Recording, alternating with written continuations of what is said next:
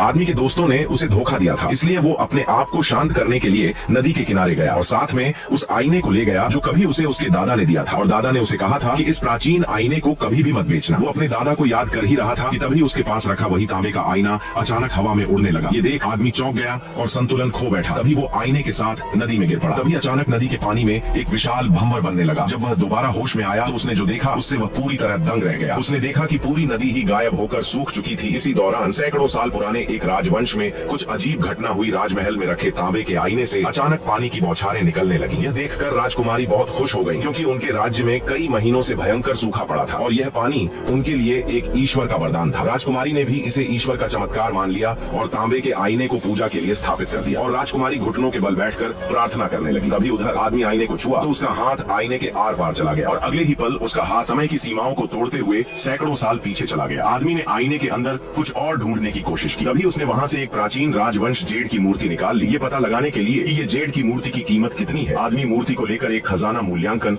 महोत्सव में गया, जहाँ लोग अपने कहारजाने को असली और नकली में फर्क पता करने के लिए लाते हैं। तभी स्टेज पर मौजूद मेजबान शो के रूल बताती है कि अगर विशेषज्ञों द्वारा जांच करने के बाद खजाना नकली निकला तो उसे तुरंत तोड़ दिया जाएगा, और अगर विशेषज्ञों ने इसे गलती से तोड़ा या पहचाने में गलती कर दी और असली को नकली समझकर तोड़ दिया तो उनकी टीम 10 गुना मुआवजा देगी। आदमी जादुई आईने से निकाली गई जेड की मूर्ति जो प्राचीन राजवंश की थी उसे एक शो में बेचने के लिए ले जाता है, जहां और भी लोग अपनी कीमती वस्तु लेकर आए थे। लेकिन तभी आदमी देखता है कि शो के विशेषज्ञों में उसकी एक्स गर्लफ्रेंड और उसका अमीर बॉयफ्रेंड भी था। वो दोनों आदमी को देखकर उसका मजाक उड़ाते हैं और वहां आए सभी लोग अपनी वस्तु पेश करते हैं, लेकिन विशेषज्ञ सभी वस्तुओं को नकली घोषित करते हैं। लेकिन जब लड़के की जेड की मूर्ति की बारी आती है तो सभी विशेषज्ञों को उस मूर्ति के बारे में कोई अंदाजा नहीं था कि वो मूर्ति किस राजवंश की है। तभी विशेषज्ञ बोलते हैं कि हमें इसकी जांच करने के लिए किसी बड़े विशेषज्ञ को बुलाना चाहिए। लेकिन तभी अमीर आदमी की गर्लफ्रेंड बोलती है कि ये आदमी अनाथ है, भला वो एक अनाथालय से क्या ही ला सकता है। और वो आदमी पर इल्जाम लगाने लगते हैं कि आदमी एक नकली मूर्ति लाया है। तभी आदमी बोलता है कि ऐसा नहीं है, ये असली जेड की मूर्ति है जो जोहू राजवंश से है। तभी अमीर आदमी खड़ा होकर बोलता है कि अगर तुम ये साबित कर दोगे कि ये जेड की मूर्ति जोहू राजवंश की है तो मैं घुटने टेक कर तुमसे माफी मांगूंगा, और अगर तुम ये साबित नहीं कर पाए तो तुम मेरे सामने घुटने तक देना। और तभी अमीर आदमी उस मोती को तोड़ देता है। अमीर आदमी ने लड़के की जेड की मूर्ति को ये कहकर तोड़ दिया कि वो नकली है, लेकिन वो जेड की मूर्ति आदमी ने उस जादुई आईने से निकाली थी जो आईना आज के समय को प्राचीन समय के जोहू राजवंश से जोड़ता है। आदमी की मूर्ति अमीर आदमी ने तोड़ दी थी, लेकिन आदमी यहाँ नहीं रुकता। वो अपने बोरे में से उस जादुई आईने से और भी प्राचीन वस्तु निकालता है, लेकिन अमीर आदमी उसकी सभी वस्तुओं को तोड़ देता है और उसे घुटने टेक कर उससे माफी मांगने को बोलता है। लेकिन तभी वहाँ बहुत प्रसिद्ध विशेषज्ञ आ जाते हैं जो खुद ही जोहू राजवंश के वारिस थे। वो ये प्रोग्राम को लाइव देख रहे थे। वो आकर आदमी से और प्राचीन वस्तु मांगते हैं ताकि वो उनकी जांच कर सके। तभी आदमी अपने बोरे में हाथ डालकर उस जादुई आईने में हाथ डालता है। तभी वो राजकुमारी का हाथ पकड़ लेता है और उसे बाहर खींचने लगता है, लेकिन वो उसे खींच नहीं पाता और खुद ही आधा अंदर चला जाता है, जिसके अंदर उसे एक लाल कपड़ा मिलता है। और वो वापस आकर उसे बड़े विशेषज्ञ को दिखाता है। विशेषज्ञ उसकी जांच करते हैं। वो बताते हैं कि उस कपड़े पर बनी मोर की आकृति बहुत ही लाजवाब है। मोर की पूंछ बनाने में सोने के धागे का इस्तेमाल किया गया था और पंखों के लिए चांदी के धागे का, और इस तरह के कपड़े का इस्तेमाल केवल जोहू राजवंश में ही करा जाता था और ये सभी वस्तुएं भी असली थी।